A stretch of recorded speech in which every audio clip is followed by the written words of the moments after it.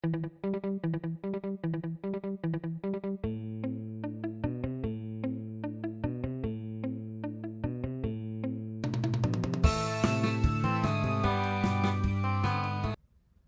want to talk about trials, what trials are, why they come, what they mean, and what you can benefit from them, and how you can manage them when they do occur. A trial, in some ways, is an opportunity for rapid growth. And when you call to you a situation that requires you to respond to it in a way that feels like an ordeal, that feels like you have to contend with a trial, you are actually moving forward very quickly if you teach yourself through the process of the ordeal, or the trial, what the true messages are. Now, trials come to everyone, but those of you who embark on a spiritual path may actually call them to you more readily because they present to you the opportunities for growth in a very practical way. Now, Paul always gets frightened around this subject. He doesn't want growth to manifest with trials. He feels he's had enough, and everybody has had enough really, but they continue when they're required. Now, you can always bring your teachings to you in other ways, but your souls will often manifest situations that require you to contend with them rapidly, and these things, we say, can be experienced as a trial. What a trial really is a set of experiences that has been designed to light you up in order for you to dismantle the behaviors that created it to begin with. So if you have a certain kind of crisis in your life, you can put money on the fact that it may have been created by you at a higher level to move you beyond those issues that originally created it. We will tell you that when these things happen, your journey has an opportunity to take a jump start. It really is like you can take a big leap forward. Now, Paul is in the background going, can't we take a break? Can't we talk about it tomorrow? I don't really want to go here. It doesn't feel clean to me. Why would Spirit say trials are good? We are not saying trials are good. Trials are trials, and when they arrive, they must be contended with. We are saying that trials are often created for you and by you to motivate you to change, and trials hold within them the promise of wonderful change. But how you move through them is what we really want to talk about today. How do you move through a crisis? How do you move through a situation that challenges the very beliefs that you are incurring on your spiritual path? How do you make do with information that feels faulty in the face of a trial or a problem of real magnitude? How do you handle your faith when the opportunity for it seems to be presented in such a way that makes you want to run from it and to leave your faith in the bag by the front door? Where do you go when you get afraid, and how do you handle it? We want to tell you now that when you create a trial, you are actually creating an opportunity for your growth. If you approach the trial as an opportunity for your growth and an opportunity for your learning, you will have a magnificent experience with it to the extent that you don't allow yourself to go into fear. Then it becomes quite wonderful. Imagine, for example, that you were to find out, quite simply, that you were losing your home because you have not paid the mortgage. Now, that's a terrible thing for someone to experience on a certain level of consciousness. That requires difficulty. It also requires magnificent change. Now we will tell you this. We are not recommending this, and we are not using this as an example of a good thing to happen. But it is an excellent example of a trial. So suddenly you are faced in consciousness with a situation that you would fear. And you can go into fear, and you can go into victimhood, or you can go into anger, or you can go into anything. But that's actually not going to sort you through the next stage of the requirement for your growth. The way to approach this problem, then, on a practical level, is you find another place to live, and you understand that your journey is now taking a new formation, and you are being replaced in your physical environment in a place where you will learn different kinds of things. The judgment of the situation is what makes it feel like a trial. The attachment to those things that you believed you were supposed to have is what makes this feel like a trial. The belief that someone else has authority over you and where you live is what makes this feel like a trial. The understanding that property is not something that you own in truth, because it's just matter and can always be changed, is part of the issue you are contending with. Nobody owns anything really. Nobody has anything really if you think about it. Property is all transitory stuff. It doesn't exist when you are gone in your consciousness outside of memory. That wonderful teacher that you had in first grade who always wore that blue sweater is remembered by her blue sweater, but her blue sweater has long since turned to ash. It has long been gone. And in 100 years, the magazines that you read, and the papers that you value, and the paintings that decorate your home will be gone or will be elsewhere. You are borrowing these things, and when you understand the transitional nature of matter, you will understand that you are anchoring your safety to a system of belief that is about owning property and safety and inhabitation of things as opposed to your own consciousness. Now you are always in your own consciousness. You travel with you where you go. We are taking Paul out again for a moment. Pause. Okay, we want to talk about what just happened. Paul got worried because suddenly he was dealing with an informational system that challenges his own belief systems. And we are not telling him that it's okay to be evicted. We are only saying that people learn. And what people have to learn is that they are their consciousness, and those things that they carry are not their consciousness. They are things that they hold to them and give importance to, that ultimately will not be there in 100 years. Now we say trials with a real intent for the reader to understand the requirements of herself when she is contending with something like this. And something that challenges one's belief systems must be dealt with in this text.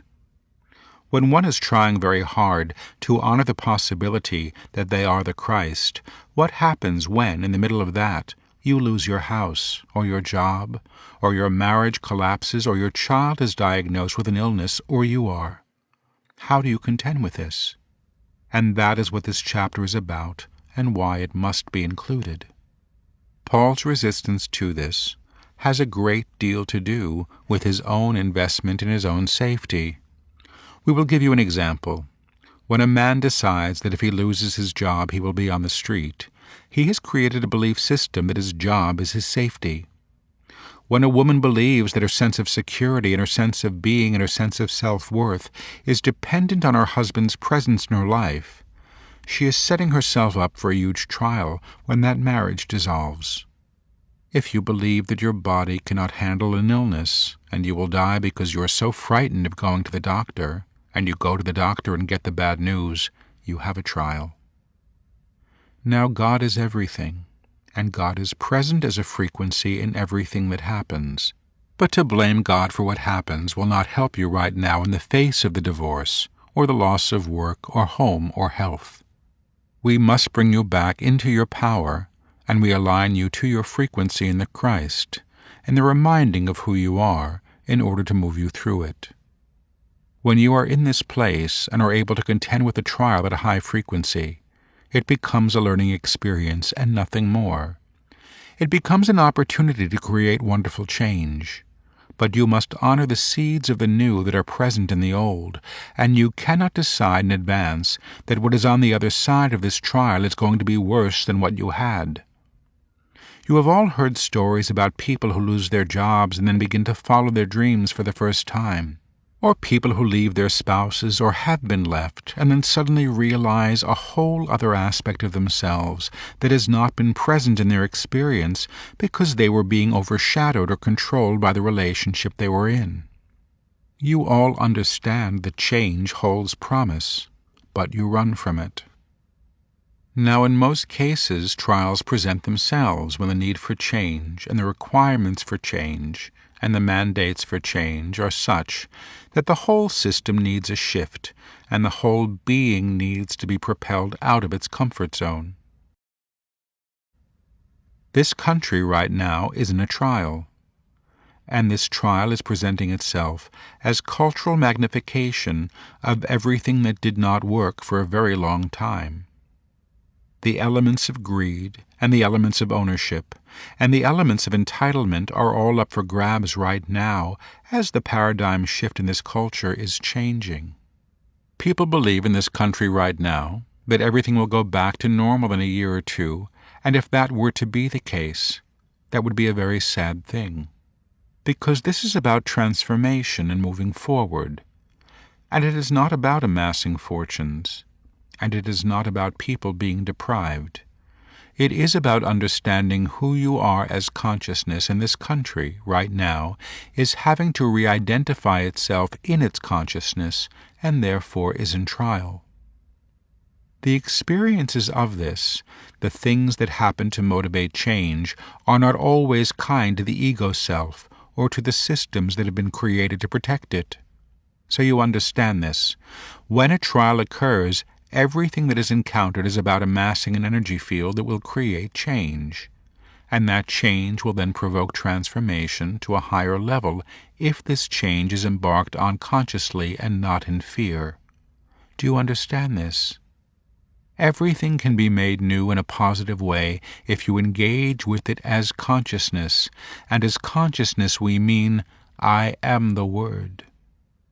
I am Word through that I see before me. I am Word through this situation. I am Word through this trial. I am Word through what I undergo. I am now bringing the light to this situation. All of these things are in support of monitoring your own consciousness and activating the light in such a way that will support you through these changes. We are going to take a break now. We will resume tomorrow.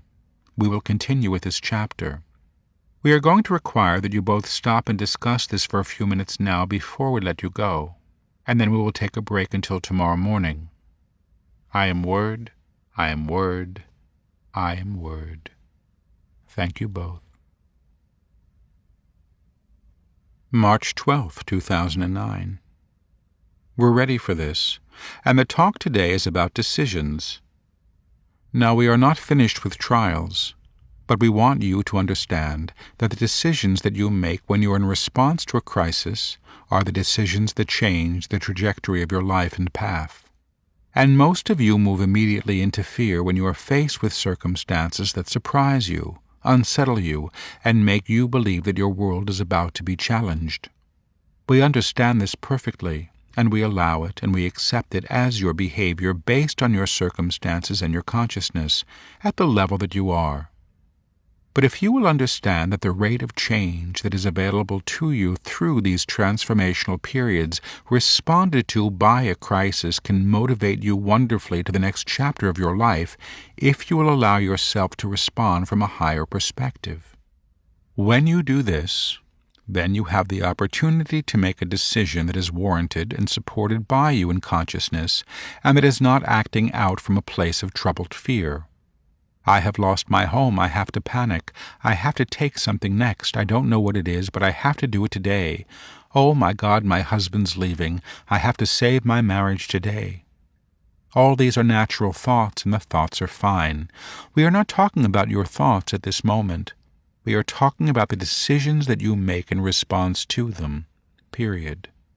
So say you want to make a change and you are frightened of the ramifications of the change based on the situation that you find yourself in. You can stop. You can align your energies to a higher level of frequency and then begin to respond from your knowing. Now, we talked about knowing yesterday in the previous chapter for a very real reason. When you are not in your knowing, you are not anywhere to be making a decision from. This is not appropriate. All you can be is in reaction or response. But that is very different from acknowledging the magnitude of ability that you have to know what your requirements are to further your journey forward. When you do this with the intention to acknowledge your power as a co-creator of your life, you stop being a victim. When you are not a victim, you have choice. When you are in choice, you are in your power and you are not frightened. And the trial then becomes a gift of change that is making itself known to you through your circumstances. Now we are talking about this in a very practical way. We are discussing this as if this is something that happens that you can attend to practically. And we also want to speak about it energetically. And this is a different way of approaching the same issue because, in a funny way, we're going to bypass conscious response for a moment in favor of understanding that you have an opportunity at a frequency level that you can work with as well. When you are in a situation that you experience as a trial, you go into a survival mechanism because you are frightened, and then your system vibrates at a place of fear and you react until you calm down, or feel better, or things change. That is how things happen when people get shocked and move into fear for whatever reason. Now, on a level of consciousness, you can differentiate between fear and action. You can understand that if you are frightened and you take an action to solve the fear, you can do one of two things. You can move into a higher grace and understand that you are encountering your fear through taking affirmative action, or you can stay in fear and take a fear-based action. And these are two very different things. If my child is suddenly in big trouble in school, I can work with the problem in a practical way even though I am frightened. Or I can respond in fear and take actions to try to control and fix everything so that it goes back to what I thought it was supposed to be. Everybody is always trying to affirm that the way things are is working, and if that child is in serious difficulty in school, you had better believe that there is a real reason for it. And moving forward practically is going to be much more beneficial to the child than trying to fix the problem and put it back where it was. Do you understand this? So we say to you, when you work with these things consciously, you are working on one level. You are framing it through active experience and consciousness in a practical way. But we can also tell you that to acclimate to the frequency of a situation is a different way in. Yesterday, Paul was on the telephone with someone who was frightened. He did not need to say what was going on because he felt the energy of fear in his friend's energy field, and consequently was able to work with the friend by wording through the fear to bring the friend back into alignment to the level that he could then move into response. Now, Paul is here saying, hey, wait a minute, I didn't say anything. And that's absolutely correct. You didn't say anything.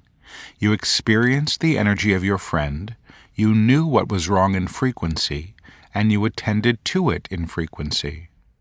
Now we understand that we are speaking of healing another here, but frankly, you can attend to your own situations this way as well. So we will say to you this. If you are in a situation that feels like a trial, you have the opportunity to move into the situation energetically and bring the Christ consciousness to the actual situation in frequency. We will tell you this. When you manifest the Creator in a situation, when you become aware of the presence of the Christ in a situation, the situation is transformed. You understand this metaphorically. We can say, yes, I get it, but you don't get it until you get it, and this is what we want you to get. When you understand that the Creator's action, the Word in action, is present in a situation, you can move that situation. So please don't believe that we are telling you can fix something. We just told you this is not about fixing things. Fixing things implies that the situation you want to fix needs to be restored to what it was, when in fact this is a way of transforming the situation to bring the situation into the higher alignment. Now we are both, P, who's both, suggesting that this is a mechanism of transformation that will change things when you are willing to align fully to the higher frequencies. We will give you an example. When you choose to be in a situation for whatever reason and there is a problem in the situation, calling forth a higher frequency into the situation will align the situation at a higher level. You are bringing the action of the Christ into the situation. When you are doing this, you are transforming a situation. Period. Simply said, it's actually true. You can transform situations through the acclamation and calling forth the Word through that situation that requires change. So one level is consciousness, one level is intellect, and the other level finally is choice, active soul choice. You cannot do anything without choice. Even when you are being passive and you believe you are being dragged along in your life by the hair, you are choosing that. Do you know this? You are always in choice. Every second of the day, you are in choice.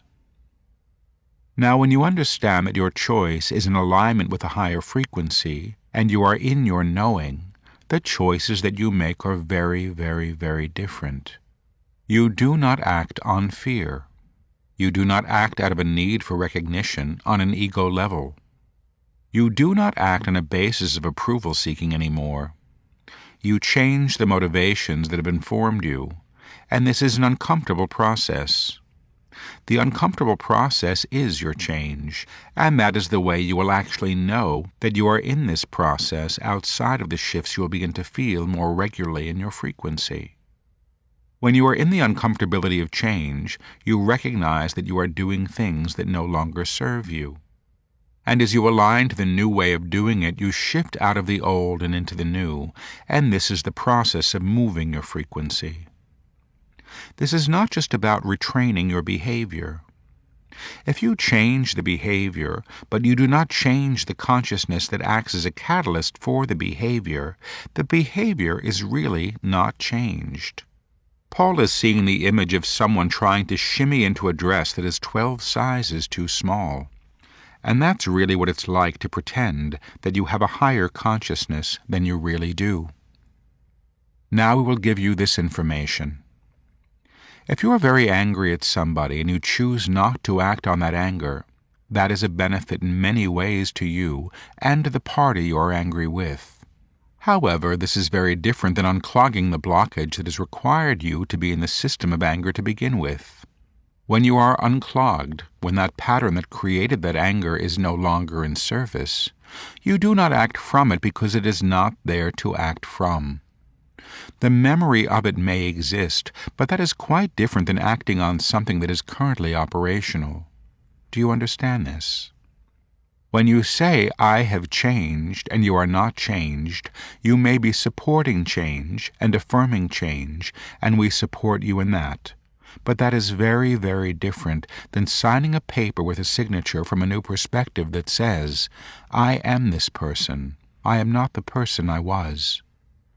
Now, this is an example of a manifestation of change. All of my life I had decided that I had to be a nurse because a nurse is a good person who helps people. And then I go on my journey and realize that my need to help people was based on a fear that if I didn't help people, I was a bad person. This does not mean that in your new incarnation you will not be helping people. The Christ that you are in manifestation will be helping people. But you may not want to be a nurse. You may realize that you much prefer helping people when it's not out of a place of duty, when it's not out of obligation or a place of feeling sinful, for lack of a better word. Those who go to confession believe themselves to be in sin, and that is why they go to confession in this religion of Catholicism. Those who do not believe in that process do not engage in it that way. They are not operating from a belief that they need to be forgiven by the man in the booth. That is not who they are, and, consequently, they don't create their reality from that perspective. So we say to you that the person that they are, once they are transformed, may realize that they are not in sin, and that they are already forgiven, and that there is freedom there. But to pretend that you are forgiven, or you believe that when you don't, is false. And that same person might benefit more from the experience of a confessional than he would from denying he still holds that need. What we are saying to you really is that when you transform, you are changed, and the extent that you respond in new ways to your situations and your experiences and your feelings will be the way you understand that this change has indeed transpired. You have changed already through your experience of this text. Your mind has opened and your beliefs have been changed to the extent that you have been receptive to the information. On a consciousness level of frequency, You have been transformed by the energies that are operating here at a higher level if you have given permission and engaged with the processes that we have suggested, because they are actually designed to bring you to a higher frequency and to acclimate your field to the Christ vibration, which is, as we have said, what you truly are. Period. Trials. To go back to the original idea here, the trials that you have faced, responding to the situations that have been created in your life thus far, have been your teachers. We will tell you that you do not have to continue to need to create them in order to grow, and you have other options. We have to say, though, that when you require these things, they are beneficial. They will keep you in alignment to your higher goals, which may not be what you think they are. If your soul knows that it needs growth, it will find ways of manifesting that growth, and you will have to deal with it on a level of personality to the extent that that is where you still live. We can talk about practicing unattachment and staying in the moment, but we really believe that those things are as much a byproduct of acclimating to the higher frequencies than the way there. If you are pretending to stay in the moment and you are really in tomorrow, you're really in tomorrow. So you might as well understand that to the extent that you become your frequency in an aware way is the way that you can transform your behavior. Now we would like to give you some exercises to distill this information and chapter in a way that you can work with practically when you encounter situations that perhaps you perceive to be trials. The first thing you need to do is recognize that the situation has the potential to transform your life in a positive way. Once you do this, you release some of the fear that you have attached or would normally attach to the circumstance that you are faced with. The second thing you need to do is make the decision to remain in your power through this cycle or situation of transformation. Now, in order to do this, you're going to need to acclimate to the vibration of the Christ consciousness, and you can do that through this intention. I am word through my intention to acclimate my frequency to the highest level of consciousness available to me, to show me the way through my present circumstance. I affirm that I am being led by my soul's destiny, by my higher knowing, and by those guides and teachers who would help me as I grow and transform in wonderful ways. I am word through this intention. Word, I am word. When you do this, you are bringing frequency to the multiple areas that are inhabiting this problem or situation. You can also bring the energy directly to the situation as follows. I set the intention as follows.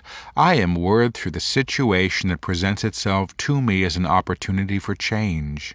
I affirm that only good will come from the situation, and that I am being led through it in a high way towards my perfect destiny. I align the situation to the higher frequencies through this constant affirmation. I am word through this situation. Word, I am word. And you can word through the situation all you wish to. You can word through your boss. You can word through the worry. You can word through the bills and the ability to pay the bills. We are not telling you that this is magic, and if you word through your bills, the bills will vanish. That is not what we are talking about.